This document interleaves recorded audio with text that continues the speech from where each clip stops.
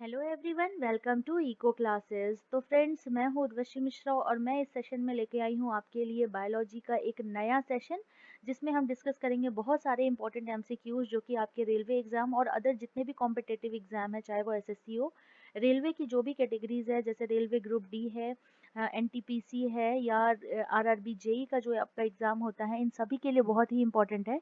आपको नीचे दिख रहा होगा कि मेरा टेलीग्राम चैनल और फेसबुक लिंक भी दिया हुआ है, तो आप मुझे यहाँ भी फॉलो कर सकते हो, ताकि आपको सारी नोटिफिकेशंस मिलती रहे। और साथ ही साथ आपको पीडीएफ अगर चाहिए, या आप कोई टॉपिक चाहते हो जो आप पढ़ना चाहते हो, आपको वो टॉपिक नहीं समझ में आया है, तो आप मुझे वहाँ पे टेलीग्राम चैनल पे उसे सजेस्ट कर सकते हो।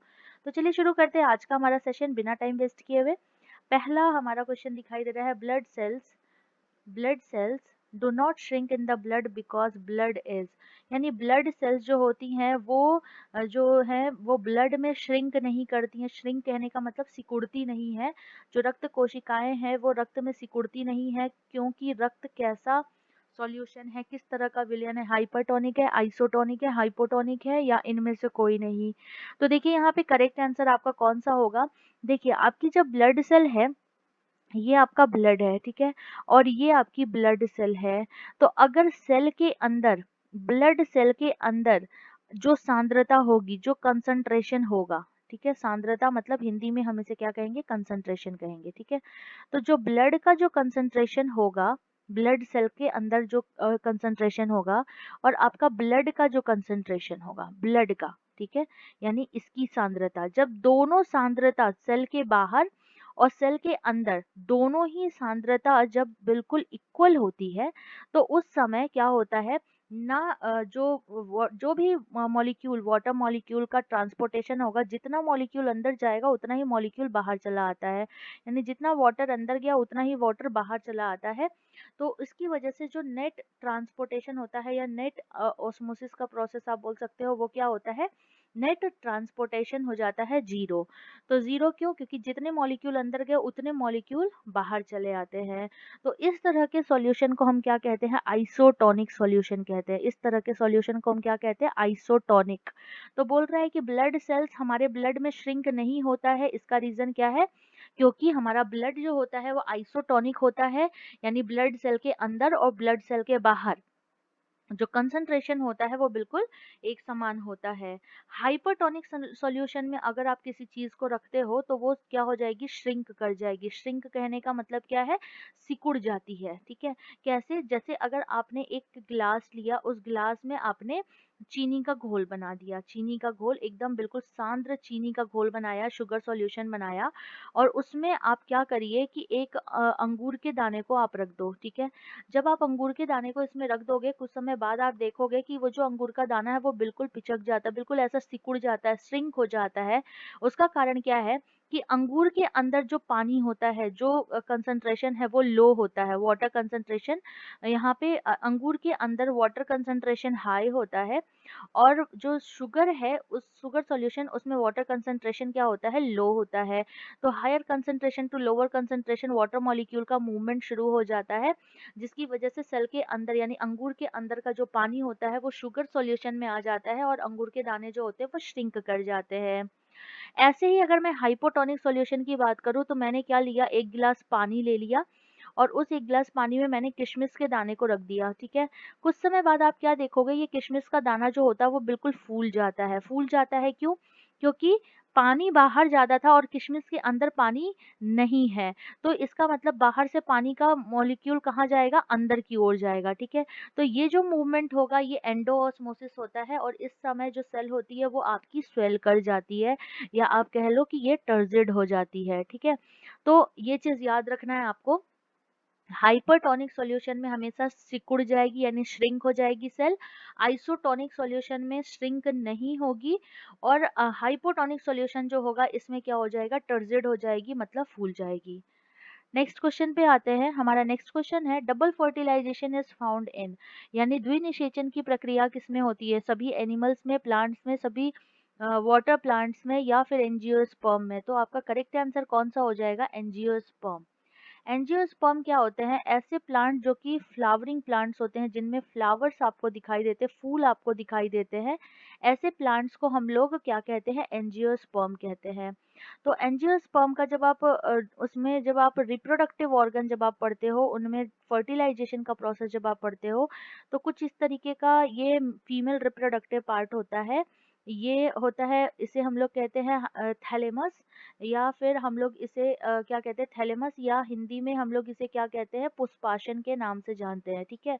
तो ये हो गया पुष्पासन।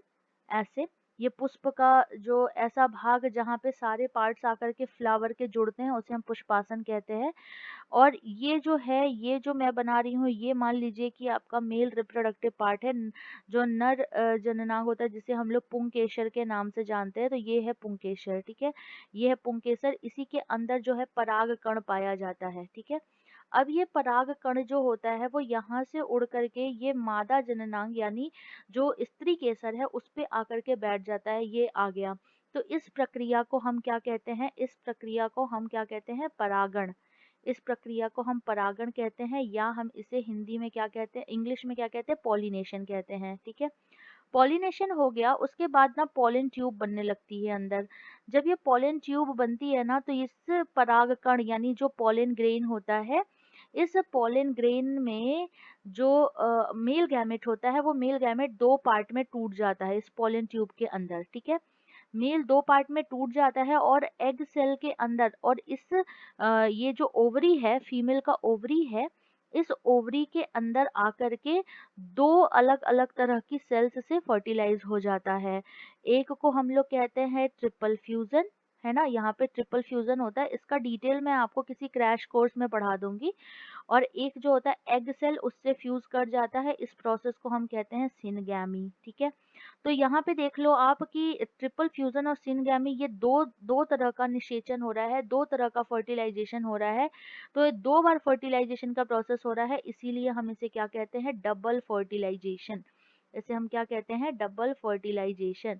तो डबल फर्टिलाइजेशन का प्रोसेस किस में होता है? एंजियोस्पर्म में होता है, या फ्लावरिंग प्लांट में होता है। इसका डिटेल जानने के लिए आपको क्या करना होगा? मुझे टेलीग्राम चैनल पे मैसेज करना है कि आपको अगर आपको इसका पूरा डिटेल चाहिए, तो मैं आपको डिटेल में पढ़ा दूंगी। अगर आप टेलीग्राम चैनल पे चाहते हो कि आप इसे ज़्यादा से ज़्यादा पढ़ो, और इसके बारे में पूरा क्रैश कोर्स आपके पास हो, पूरे डाउट्स आपके क्लियर हो जाए, तो इसके लिए आपको मैसेज करना होगा। चलिए, नेक्स्ट है formalin is an aqua solution of. Formalin एक तरह का एक्वा सॉल्यूशन है मीथेनॉल, मिथेनॉल, इथेनॉल या नाइट्रिक एसिड। तो आपका करेक्ट आंसर क्या है? मीथेनल। मीथेनल क्या है? अल है, यानी एल्डिहाइड है ये ग्रुप। मीथेनल ये जो है एल्डिहाइड, ये फॉर्मेलिन एक तरह का एल्डिहाइड होता है। तो आप लोगों ने देखा होगा, जब लेबोरेटरी में हम काम करते हैं ना, तो बहुत सारे स्पॉट्स रखे होते हैं इस तरीके से। उसमें एक लिक्विड भरा होता है, ट्रांसपेरेंट लिक्विड भरा होता है, और उस ट्रांसपेरेंट लिक्विड में हम अलग अलग तरह के ऑर्गेनिज्म को रखते हैं। जैसे मैं यहाँ पे स्टारफिश बना दे रही हूँ, ऐसे, है ना? तो इन्हें सुरक्षित रखा जाता है ताकि ये खराब ना हो। तो ये जो लिक्विड होता है ना, ये लिक्विड जो इसमें भरा होता है, वो क्या होता है? ये फॉर्मेलिन ही होता है, याद रखिएगा। ये फॉर्मेलिन होता है, जो कि एक तरह का मीथेनल है। और इससे हम लोग ये मीथेनल क्या है? ये एक तरह का एल्डिहाइड है। दोनों वर्ड्स में ये ध्यान रखिएगा, ये क्या है? ऑल लिखा है। ऑल का मतलब क्या है? ये एक तरह का अल्कोहल है, ठीक है? चलो, नेक्स्ट क्वेश्चन पे आते हैं।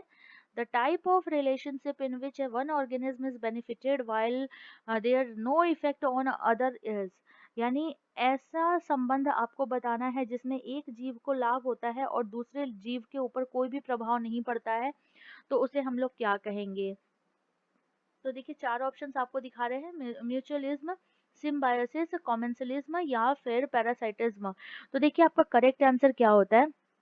म्यूचुअलिज्म का मतलब क्या होता है कि इसे हम लोग परस्परवाद कहते हैं। म्यूचुअलिज्म में क्या होता है कि आपस में दोनों को बेनिफिट होता है। जो दो ऑर्गेनिज्म होते हैं, मान लीजिए ए ऑर्गेनिज्म है, ये बी ऑर्गेनिज्म है, इसमें दोनों को बेनिफिट होता है, दोनों एक दूसरे की सहायता करते हैं। सिम्बायोसिस में भी क्या होता है? दोनों एक दूसरे के साथ मिलकर के रहते हैं, जैसे आपने लाइकेन का फॉर्म पढ़ा है, दोनों को बेनिफिट होता है। कॉमेंसलिज्म में क्या होता है कि एक को बेनिफिट होता है, दूसरे के ऊपर कोई भी प्रभाव नहीं पड़ता है, जिसे मैंने ज़ीरो से दिखाया है। तो जैसे अगर मान लीजिए कि आप लोगों ने देखा होगा गाय भैंस के ऊपर ना कोई छोटे-छोटे से पक्षी बैठे रहते हैं, जिसे हम लोग इग्रेट्स कहते हैं। तो जो इग्रेट्स होते हैं वो उनके सिर पे बैठे रहते हैं, कैटल्स के यानी गाय भैंस के सिर पे बैठे रहते हैं जब वो ग्रेजिंग करते हैं यानी घास को चरते हैं। तो जब वो फील्ड में घास को चरते हैं तो उनके ऊपर वो पक्षी क्यों बैठे रहते हैं, ताकि जब वो एनिमल यानी जो गाय और भैंस है जब वो घास को चरते हैं यानी उसकी ग्रेजिंग करते हैं, तो उससे क्या होता है ना कि जो घास पे जो छोटे छोटे कीड़े होते हैं वो उड़ने लगते हैं। जब वो उड़ेंगे तो जो पक्षी उस कैटल के ऊपर बैठा हुआ है वो क्या करेगा, उस कीड़े को खा लेता है। तो इससे क्या हुआ, उस पक्षी को तो लाभ हुआ है ना, लेकिन गाय भैंस के ऊपर कोई भी असर नहीं हुआ, ना ही उन्हें फायदा है इससे, ना ही उनको नुकसान है उस पक्षी के उनके ऊपर बैठने से। तो इसीलिए यहाँ पे ज़ीरो बताया गया है कि एक को बेनिफिट होगा और दूसरे के ऊपर कोई भी असर नहीं होगा। तो इस क्वेश्चन के लिए आपका करेक्ट आंसर कौन-सा हो जाएगा? कॉमेंसलिज्म वाला करेक्ट आंसर हो जाएगा। अगर हम पैरासाइटिज्म की बात करें यानी परजीवीवाद की बात करें, तो इसमें एक को बेनिफिट होता है, दूसरे का लॉस हो जाता है। जैसे अगर मान लीजिए कि मैं बात कर लूँ टैपवर्म एक तरह का फीता कृमि जिसे आप कहते हो। तो फीता कृमि अगर हमारे इंटेस्टाइन में चला गया, तो फीता कृमि जब हम हमारे इंटेस्टाइन में होता है तो हमारे सारे न्यूट्रिएंट को लेकर के उसको बेनिफिट होता है ना। वो क्या करता है, सारे न्यूट्रिएंट खाता जाता है, एब्जॉर्ब करता जाता है, हमें कुछ नहीं मिल पाता है। तो उसका तो बेनिफिट हो रहा है, लेकिन हमें क्या हो रहा है, लॉस हो रहा है। तो फीता कृमि का बेनिफिट है और हमारा लॉस है। तो इस तरह के न्यूट्रिशन को हम क्या कहते हैं, या इस तरह के रिलेशनशिप को हम कहते हैं पैरासाइटिज्म। ठीक है, तो अब आपको ये चीज समझ में आ गई होगी। चलिए नेक्स्ट क्वेश्चन पे चलते हैं। Cellulose is an example of which kind of nutrient? Cellulose किस प्रकार के न्यूट्रिएंट का एग्जांपल है? कार्बोहाइड्रेट, विटामिन, फैट और प्रोटीन? तो जी हाँ दोस्तों, आपके माइंड में जो आंसर आया है बिल्कुल सही है, दैट इज कार्बोहाइड्रेट। सेल्यूलोज एक तरह का कार्बोहाइड्रेट होता है। हमारा जो प्लांट सेल होता है, प्लांट सेल का आउटर कवरिंग जो होता है वो किस चीज का बना होता है, सेल्यूलोज का बना होता है। और सेल्यूलोज की के कंपोजिशन की हम बात करें तो ये कार्बोहाइड्रेट एक तरह का कार्बोहाइड्रेट मॉलिक्यूल होता है। और ये कार्बोहाइड्रेट है तो जाहिर सी बात है कि ये जो कार्बोहाइड्रेट है, ये जो सेल्यूलोज है, इसका जब ऑक्सीडेशन भी हो सकता है। जैसे आप लोगों ने केमिस्ट्री में पढ़ा होगा कि हमारी जो बुक्स होती हैं जैसे जैसे पुरानी होती चली जाती हैं, वैसे ही वो बुक्स जो होती हैं वो धीरे धीरे पीली होते चली जाती है ना। तो उसका कारण क्या है, तो उसका कारण क्या है, सेल्यूलोज का ऑक्सीडेशन होना, यानी उसका ऑक्सीकरण हो जाता है। ठीक है, चलिए नेक्स्ट क्वेश्चन पे चलते हैं। An ECG shows the functioning of the, ECG जो है वो किस तरह के फंक्शन को शो करता है, यानी ये किसके फंक्शन को शो करता है? ब्रेन, हार्ट, लंग्स और किडनी। तो आपका करेक्ट आंसर क्या होगा? हार्ट। ईसीजी का फुल फॉर्म क्या होता है? इलेक्ट्रोकार्डियोग्राम जिसे हम लोग कहते हैं। ये एक तरह की ऐसी मशीन है जिससे हम हार्ट बीटिंग को मेजर करते हैं। एक और नाम आप याद रखिए जिसे हम कहते हैं ईईजी। तो ईईजी जो होता है वो ब्रेन के ग्राफिंग के लिए यूज किया जाता है। ये अलग इंस्ट्रूमेंट है। तो ईसीजी और ईईजी में बिल्कुल कंफ्यूज मत होइएगा। तो फ्रेंड्स, इस तरह से आज का हमारा सेशन होता है कंप्लीट। नेक्स्ट सेशन में मैं आपके लिए लेके आऊंगी इसी तरह के बहुत सारे इंपॉर्टेंट क्वेश्चंस। तो अगर आपको मेरा सेशन पसंद आया तो उसे लाइक शेयर सब्सक्राइब करना मत भूलिएगा। फ्रेंड्स, ये मेरा अनअकैडमी का जो चैनल का जो लिंक है, यहाँ पे आप मुझे फॉलो कर सकते हो। वहाँ पे आपको मेरी डेली क्लासेस मिलती हैं जहाँ आप लाइव लाइव इंटरेक्ट भी करते हैं, और बहुत सारे बेनिफिट्स हैं आपको वहाँ पे। अगर आप ज्वाइन करना चाहते हो अनअकैडमी तो आप मुझे टेलीग्राम पे आप मुझे मैसेज ज़रूर करना। ये टेलीग्राम ग्रुप जो है मेरा, इसमें मैसेज ज़रूर करना, जिससे आपको वहाँ पे मैं सारी डिटेल अनअकैडमी से रिलेटेड दे दूँगी। और ये मेरा फेसबुक आईडी है, आप यहाँ पे भी मुझे ज्वाइन कर सकते हो। मैंने फेसबुक पे एक पेज बना रखा है जिसका नाम है इको क्लासेस। तो इस पेज पे भी आप मुझे फॉलो कर सकते हो, इस पेज को भी ज्वाइन कर सकते हो, जिससे आपको वहाँ पे भी बहुत सारी नोटिफिकेशन, बहुत सारे क्वेश्चन, क्विजेज वगैरह कराई जाती है। तो चलिए फ्रेंड्स, मिलते हैं फिर हमारे नेक्स्ट सेशन में। और आप मेरे सेशन को लाइक शेयर सब्सक्राइब करना मत भूलिएगा, और बेल आइकन पे क्लिक जरूर कीजिएगा ताकि आपको मेरे चैप्टर से रिलेटेड, लेसन से रिलेटेड हर एक तरह की नोटिफिकेशन मिलती रहे। Thank you so much, bye bye and take care.